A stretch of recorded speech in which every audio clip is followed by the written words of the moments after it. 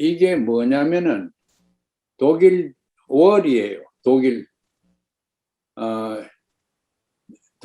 벽 무너질 때 제가 베를린에 가가지고 이거 들고 왔습니다. 이 베를린 월 자체예요.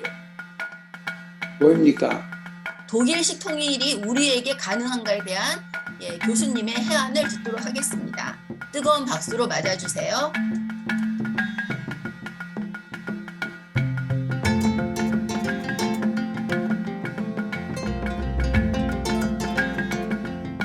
우리 민족의 염원이고 우리가 꿈에도 잊지 못하는 것이 통일인데 또 요새 와서 통일 불필요로는 얘기하는 학자들도 있고 또 더구나 젊은 층에서 그런 사람들도 있습니다. 그건 근본적으로 다시 생각해야 된다고 생각합니다. 그 통일의 당위성, 통일의 필연성 이런 문제는 벌써 몇 차례 우리 얘기를 했고 통일은 필요하다고 간주하고 그런 명제 밑에서 제 말씀을 들어주시기 바랍니다. 한국에 누구든지 여야 할 것 없이 독일 통일에 대해서 선망을 하고 독일 통일이 우리한테 주는 지침이 살아있는 거다. 우리는 독일 통일에서 많이 배워야 된다. 그래서 대통령마다 이명박 대통령, 박근혜 그 대통령, 문재인 대통령 다 임기 중에 독일부터 먼저 가가지고 강연도 하고 독일 통일을 칭찬도 하고 축하도 하고 그래요. 야당뿐만 아니라 여당도 그렇고 야당도 그렇고 다 독일 통일은 바람직하다. 이렇게 생각을 많이 하는 것 같아요. 그래서 오늘은 그걸 좀 분석적으로 비판하면서 새 길을 모색해 보고자 합니다. 독일 통일이 곧 한마디로 얘기해서 흡수 통일이라고 생각을 모두 하고 있습니다. 흡수 통일이다. 그러니까 독일이 경제력이 없고 정치적으로 고립되고 더구나 정치적으로는 민주주의에 강압되고 있는 세계 질서가 이제 민주주의를 선호하는 동독 사람들이 동독을 이탈하고 서독에 오기 때문에 동독은 경제적으로도 붕괴되고 정치적으로도 정통성이 없어지고 그리고 실질적으로 많은 사람들이 보따리를 사고 서독으로 좋은 나라로 살기 좋은 나라로 부자 나라로 오려고 해서 독일 통일이라는 게 이제 그런 모습을 다 구성하고 있습니다. 그런데 실질적으로는 그런 게 아닙니다. 실질적으로는 동독은 그 유래가 독일이 2차 대전에서 패배함으로써 전패국으로서 전성국 네 나라가 독일도 분담을 해서 전후 처리를 하게 이렇게 되어 있고 독일 국가도 내등분으로 했지만은 베를린 자체를 또 내등분으로 했습니다.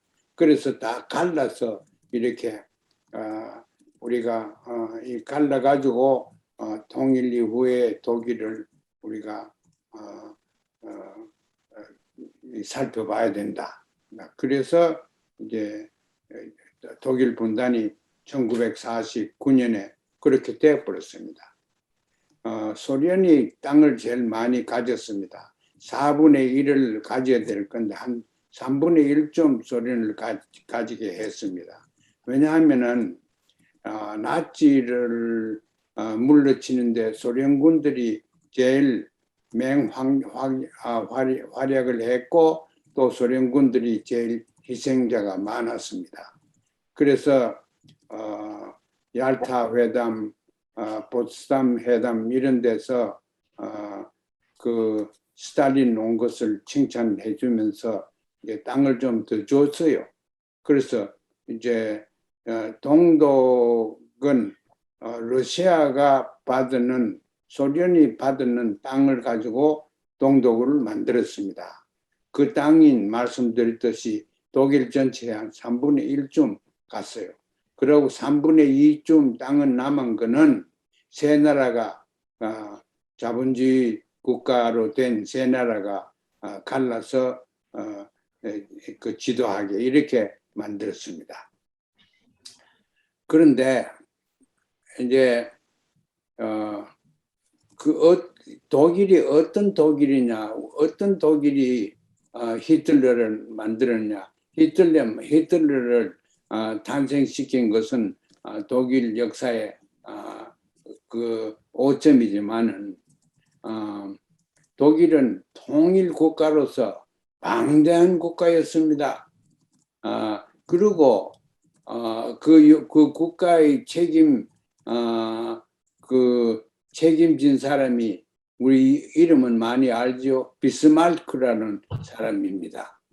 그 사람이 이제 1870년에서 90년 한 20여 년 동안 독일 통일을 일으켰습니다. 통일하기 전에는 각 행정구역이 말하자면 지방정부가 굉장히 많았습니다. 비스마르크가 독일 전체에 39개의 지방정부를 통일을 시켰습니다. 그래서 이제 좀 가다가 1, 2차 대전 지나고 이렇게 하다가 이제 히틀러가 나타나가지고 저렇게 됐습니다. 그래서 이제 독일이 분단되기 전에 우리가 알아야 될 것은 연방제도였습니다.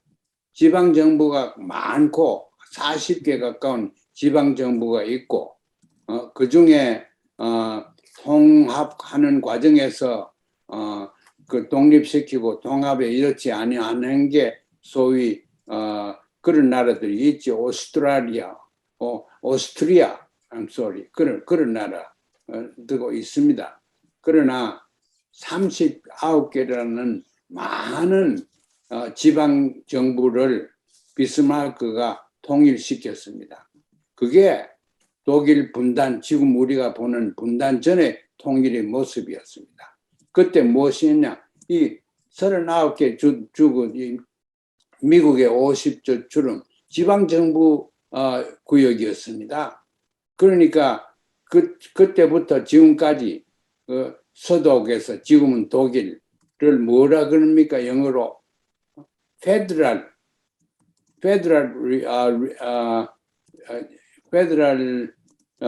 German Republican 그래요.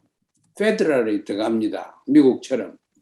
그래서 연방정부라는 걸 우리가 알아야 되는데 그래서 이제 연방정부가 그렇게 있다가 이제 동독으로 갈라졌는데 동독에서 가지고 간 땅을 그 5개 또 주로 국가로 나누었습니다. 그 5개 국가가 이름은 제가 기억 못합니다만은 그 동독을 만들었지요. 수십 년 동안 있다가 그 동독 그렇게 하다가 이제 통일이라는데 동독은 소련에 들어와서 전체적인 사회주의, 공산주의를 강요시켰죠. 그런데 독일은 나라마다 개성이 있지요. 독일은 상당히 지방색도 강하고 또 기독교가 굉장히 강한 나라입니다.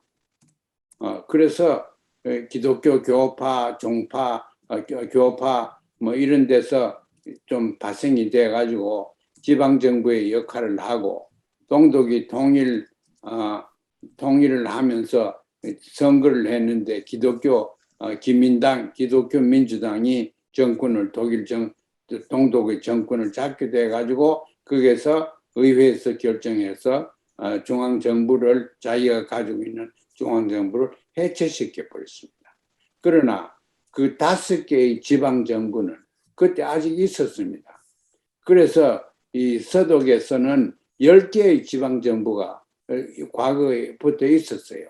그 10개 지방정부하고 5개하고 15개, 그게 베를린을 또 하나가 특별구역으로 해서 16개 지방정부가 있는 연방정부가 오늘의 독일입니다.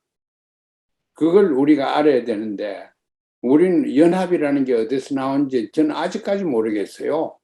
그 누가 밤에 꿈꾸다가 연합이 나왔는지 모르겠는데 그게 연합이라는 게 통일 정책은 통일 그게 아닙니다.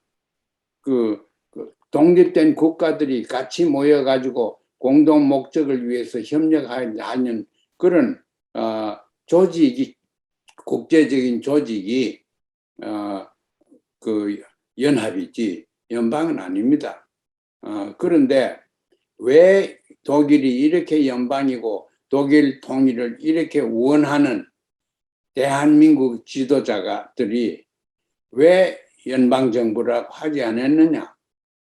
굉장히 간단하게 연방정부를 했으면 6.15 연합 뭐 이렇게 말할 필요도 없고 그런데 거기에서 이제 제가 볼 때는 국가보안법이나 반공법이 나옵니다. 고려 연방제라는 말은 고려가 또 1970년경에 또 붙었지만은 제일 처음에 연방제를 사용한 것은 1960년에 그 해에 김일성 주석이 우리 통일은 연방식으로 해야 되겠다 이렇게 했습니다. 1960년이 언제입니까? 그때 조선은 많이 발전되어 있습니다. 상대적으로 남쪽과 비교할 때 경제적으로도 발전되고 정치적으로도 안착이 되어 있고 동구권, 소련 이런 데서 이제 중국도 그때가 되면 상당히 발전이 되는데 그때 이제 우리는 연방으로 해야 되겠다 하는 것을 김 주석이 얘기를 했어요. 그 후에 1970년, 1980년 그 지금까지 연방을 해야 되겠다 이렇게 했는데 왜 대한민국에서 안 했느냐? 북에서 하는 말을 하면 잡혀가요. 노스 코리아를 연방 제안하는 건 연방 정부인데 그게 의미가 있다 이렇게 하면은 잡혀가요. 그 지금도 연방 정부 하면은 여당이나 야당이나 친절하게 봐주지 아니할 겁니다. 그런 것 때문에 아주 부당하고 필요 없는 반공법이랄까 이것 때문에 통일을 지금 못하게 되어 있어요. 통일하는데 연방정부가 그 유일한 방법은 독일식도 연방정부고 가능한 거는 연방정부밖에 없습니다. 연합정부라는 건 말이 없어요. 말도 안 돼요. 독일의 진짜 정권이 된 것은 이 연방정부로서 이제 독일은 민족성이 우리만 민족주의가 강한 게 아니고 독일 굉장히 강합니다. 그래서 동독과 서독이 그게 민족주의나 이념적으로 대립만 되지는 않았습니다. 경제 질서 같은 거는 사회주의, 공산주의 경제 질서와 자본주의의 경제 질서가 대립되지요. 그러나 그것 때문에 우리가 얘기하는 반공법이나 법을 제정해가지고 서독 사람들이 동독을 규탄을 하고 악마화하고 그런 적은 전혀 없습니다. 그래서 이제 동독이 통일된 것도 서독이 원조를 많이 했죠. 원조 했는 거하고 흡수한 건 다릅니다. 그 남쪽에 대한민국이 미국의 원조를 많이 받았고 그랬다고 해서 미국한테 흡수가 돼가지고 대한민국이 없어졌습니까? 그렇지 않습니다. 그런 것처럼 우리가 동독과 서독을 볼 때에도 동독은 엄연한 하나의 주권 국가로서 자기들이 결정을 해서 중앙정부를 자기들이 해체시켜 가지고 이제 서독과 이제 통합하도록 이렇게 한 것입니다. 그래, 동독이 흡수된 것이 아니고 붕괴됐다. 나는 꼭 이렇게 얘기를 하고 싶습니다. 체제가 어째 붕괴되느냐면은 체제가 세 가지 중에 하나만 결여되면 붕괴됩니다. 첫째는 사람들이 있어야 돼요. 예를 들어서 동독 사람들이 100% 보테르사국 서독을 갚으면 그게 붕괴됩니다. 그렇게 됐었다면 흡수 통일이라고 하는 말을 써도 괜찮을 뻔했어요. 그 다음에 둘째 필요한 것은 땅이 있어야 됩니다.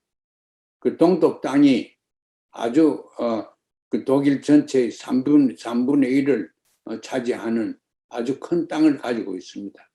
인구가 있고 땅이 있고 그게 또 정치 이념이 있어야 됩니다. 통치 이념이 있어야 됩니다. 근데 그것을 통치 이념 문제 때문에 독일이 저렇게 된 거예요. 통치 이념이 러시아에서 소련에서 가져온 것 뿐이었습니다. 그 독일이 가지고 있는 정치 이념을 동독에서 실현하는 것이 아니고 소련에서 가져온 공산주의를 소련식으로 받아가 들었으니까 그게는 좀 조화가 잘 안 되었습니다. 그래서 소련은 강압적으로 군사적으로 통치를 하다가 소련 자체가 이제 붕괴의 길에 들어가니까 동독도 자기가 잡고 있는 그 러시아가 소련이 붕괴의 길에 들어갔으니까 자기도 살 길이 없죠. 그래서 동독도 거기에다가 또 이 사회주의는 경제성장이 잘 안 됩니다. 사회주의는 분배의 정의를 위해서 만든 이념이고 자본주의는 성장을 위해서 만들었습니다. 그래서 성장을 시키려고 하면은 자본주의를 해야지 사회주의는 안 됩니다. 그 성장하는 과정에서 내재적인 모순이 생겨가지고 이건 평등을 도모하다, 분배의 정의를 도모하자. 이럴 때는 사회주의가 훨씬 편리하고 좋습니다. 그런데 독일은 그런 상황에 처하지 않았습니다. 자본주의적인 국제 경제는 그냥 했지 독립국가로서 이스턴 유럽이 엄연한 독립국가가 세계적으로 그렇지 않습니까? 그 올림픽 게임스 가는 것도 그렇고 모든 것이 그래서 그런 사회가 자기 자체적인 모순, 그러니까 정통성을 유지할 수 없는 모순, 발전을 맥시멈하게 못하는 그런 모순. 그것 때문에 동독이 국민들한테 지지를 못 받게 되었습니다. 그래서 붕괴됐습니다. 그런데 우리는 그러면 붕괴되기 전에는 독일식으로 우리가 한다고 하면 독일은 모두 다 그렇게 그래 독일식으로 하는 그럼 독일식으로 생각해 보자. 독일식으로 생각한다면은 조선이 붕괴돼야 됩니다. 붕괴되고 나서 통합시키는 것이 바로 독일식이고 또 그것도 연방식으로 해야 됩니다. 지방정부를 가지고. 근데 지금 연방식으로 안 하려고 그러고 그러니까 북의 붕괴를 종용하려고 하지만은 햇빛 정책 등등으로 하려고 하다가 다 실패했죠. 북조선이 붕괴될 것 같습니까? 경제가 어려워서 붕괴될 것 같습니다. 그거 절대 어려워서 붕괴되지는 않습니다.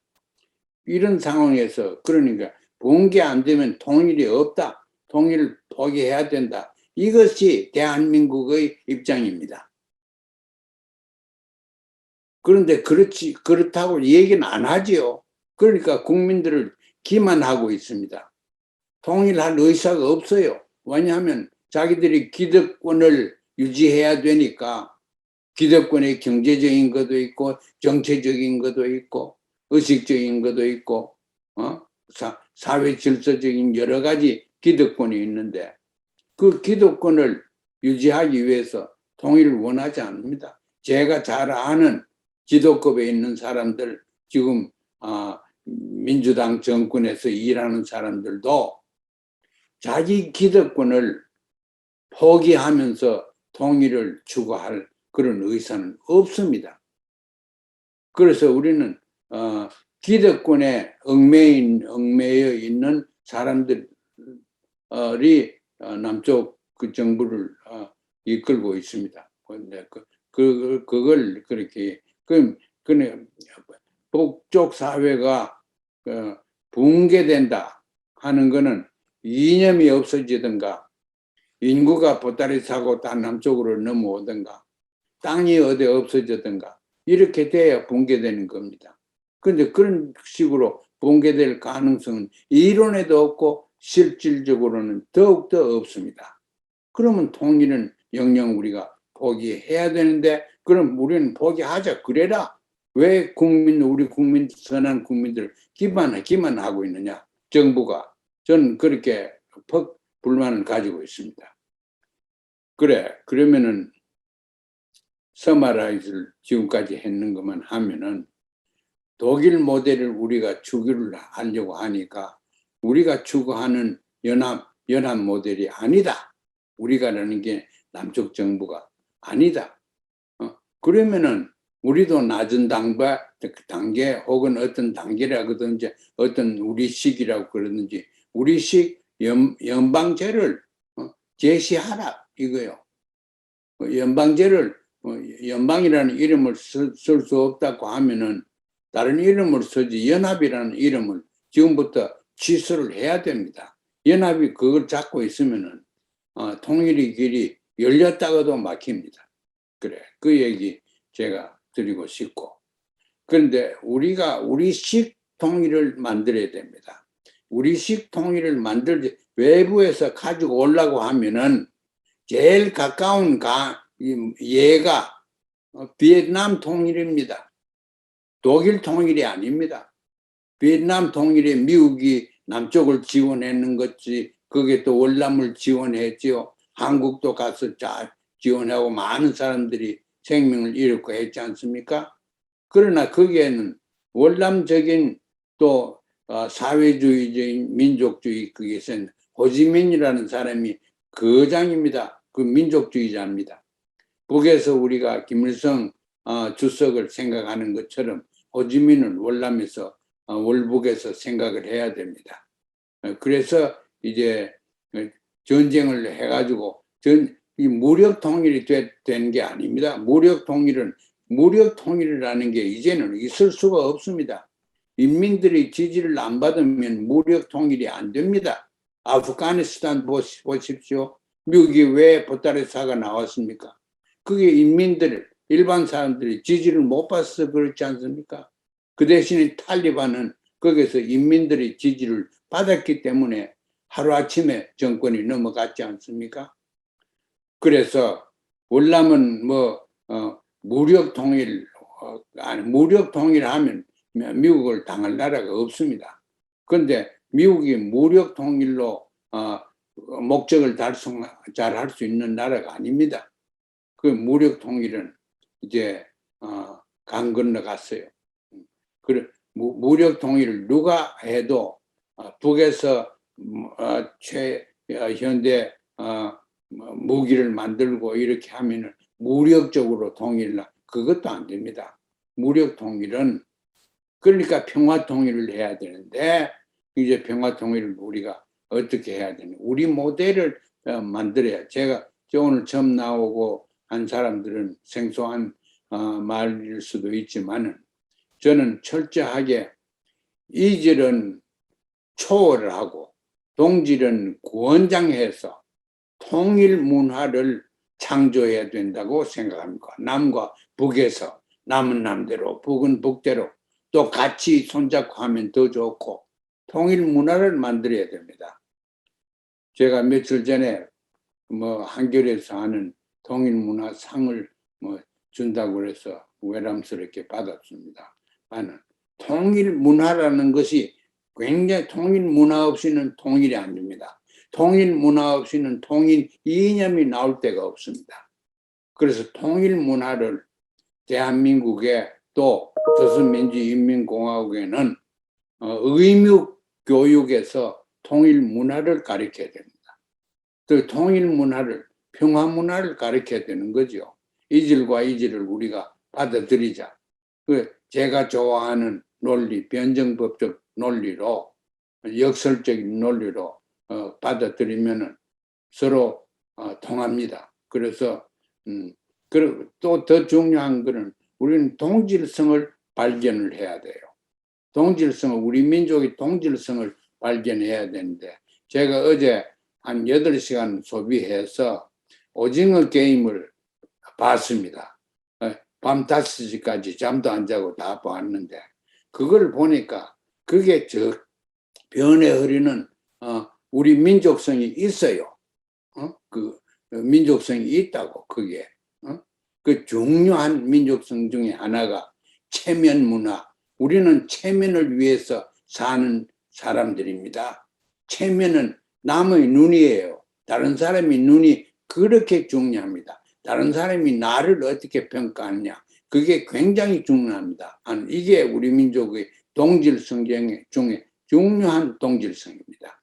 예컨대 이런 동질성 또 어떻게 보면은 우리 민족은 평등을 뭐 옛날에 왕권도 있고 계급도 있고 했지만은 평등을 추구하는 민족이라 또 선망하고 평등에 큰 가치를 두는 면이 있습니다. 우리 민족 성에. 그래서 우리가 평등한 가치를 평등을 추구한다는 것은 곧 사회를 정의롭게 한다는 얘기입니다. 그래서 그 남과 북에 각각 가지고 있는 자기의 모순, 자기 자체의 취약점을 서로 고쳐야 됩니다. 따로따로 고쳐야 됩니다. 그래서 북에 대한민국을 보여주면서 이렇다. 또 북에서는 남에 보여주면서 이런 게 우리 잘하는 게 있다. 그래서 우리 서로 잘하는 건 인정하고 서로 인정하자 그러는데 그 말은 자꾸 해요. 서로 차이점을 인정하자. 차이점을 인정이라는 게 뭐냐? 긍정적으로 보자 이거거든. 그러니까 칭찬을 하자 이거예요. 긍정적인 면을 봐주자 이거거든. 그 북에서 경제 말하자면 분배의 정의를 보십시오. 그게 부자도 없고 그렇게 가난한 사람도 없고 그렇습니다. 식생활을 하면서 생활비를 버려가지고 온 식구가 나와가지고 생활비도 버리고 또 생활비가 모자랄 때는 국가에서 보조를 해줍니다. 그래서 이제 평등하게 살아갑니다. 가난하면은 평등하지 않으면 많은 사람들이 죽습니다. 그래서 그건 아주 잘하는 겁니다. 이제 새로운 우리 통일된 연방정부를 하나 만들어야 됩니다. 그걸 만들자 그래 놓고 안 만들면 됩니까? 연방정부를 만들어 규모가 작든 규모가 허술하든 연방정부를 만들어야지 그 정부가 눈에 보이면 그게 통일되었다는 통일이 어렵고 멀리 우리 뭐 30년, 50년대 통일이 안 온다고 그러는 저는 그렇게 생각하지 않습니다. 연방정부를 우리가 악수하고 우리 만들자. 낮은 단계의 연방이니까 어려운 거 없다. 국가 외교나 안보나 이런 것은 연방정부에서 하는 게 아니고 평양과 서울에서 각각 해라. 유엔에 각각 멤버가 해라. 그러나 과도적인 기간 동안 필요한 것입니다. 그래서 분배의 정의다. 분배는 뭘 분배합니까? 모든 가치를 분배를 해야 되거든. 저는 이 학자로서 단편적으로 이렇게 생각합니다. 이 분배될 수 있는 가치 가운데 사람이 파괴할 수 없는 거, 자연, 땅, 부동산, 이런 건, 아니, 지구를 사람이, 더 협소하게 만들 수 있습니까? 확장시킬 수가 있습니까? 그걸 영어로 public goods이라고 그러는데, 공공자산은 사유자산을 하면 안 됩니다.